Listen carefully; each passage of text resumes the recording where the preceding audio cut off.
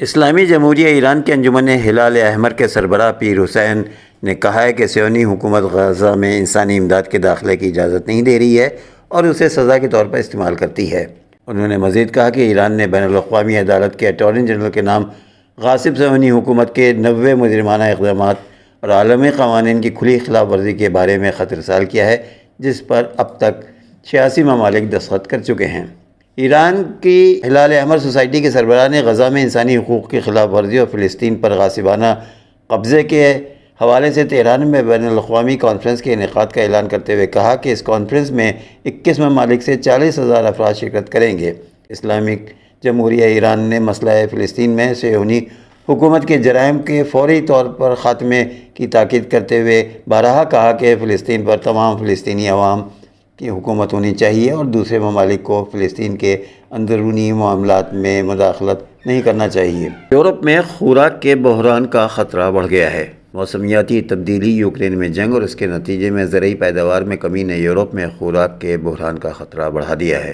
روس اور یوکرین کے درمیان جنگ کے آغاز کے ساتھ ہی ان دو بڑے زرعی پیداوار ممالک میں اناج کی پیداوار میں کمی آئی ہے۔ یہ ایسے ہیں کہ جب انڈونیشیا نے یورپ کے لیے پام آئل کی برآمدات پر بھی پابندی عائد کر رکھی ہے اور اس دوران بحیرہ روم کا خطہ پہلے سے زیادہ صحرا میں تبدیل ہوتا جا رہا ہے۔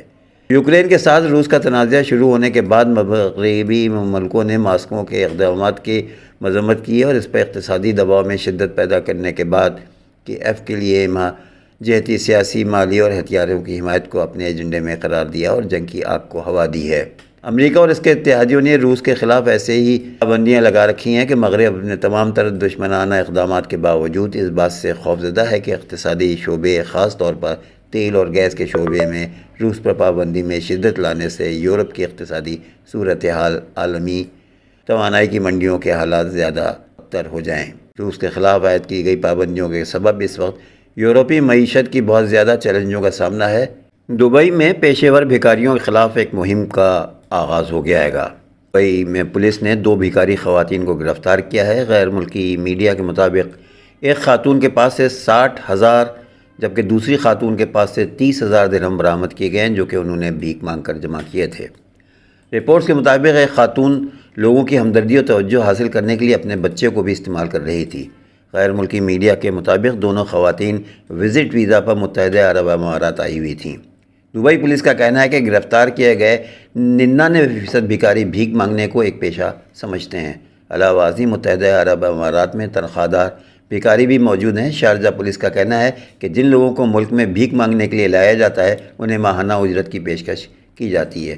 بہرحال دبئی پولیس نے آگاہ کیا ہے کہ لوگ بھکاری آن لائن سے بھی اجتناب برتیں۔ اور اب آخر میں ایک دلچسپ خبر۔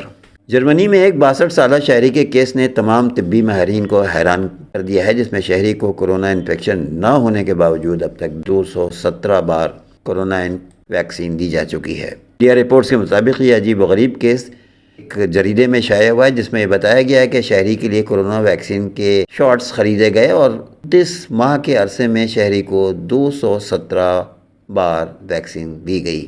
کہ یونیورسٹی آف نیورمبرگ کے محققین کا کہنا تھا کہ مزید حیرت کی بات یہ ہے کہ اس شخص کو ویکسین کی اس بیماری مقدار کے باوجود کوئی مضر اثرات کا سامنا نہیں کرنا پڑا۔ یونیورسٹی کے مائکرو بایولوجی ڈپارٹمنٹ کے ڈاکٹر شوبر نے بتایا کہ ہمیں اس کے چونکا دینے والے کیس کا اخبار کے ذریعے معلوم ہوا۔ ہم نے فوراً متاثرہ شخص سے رابطہ کیا اور اسے یونیورسٹی آف ایرلانجن میں مختلف ٹیسٹ کروائے گئے دعوت دی تاکہ یہ معلوم کیا جا سکے کہ آیا اتنی مقدار میں ویکسین کے کوئی نقصان دہ اثرات ہوئے ہیں کہ نہیں۔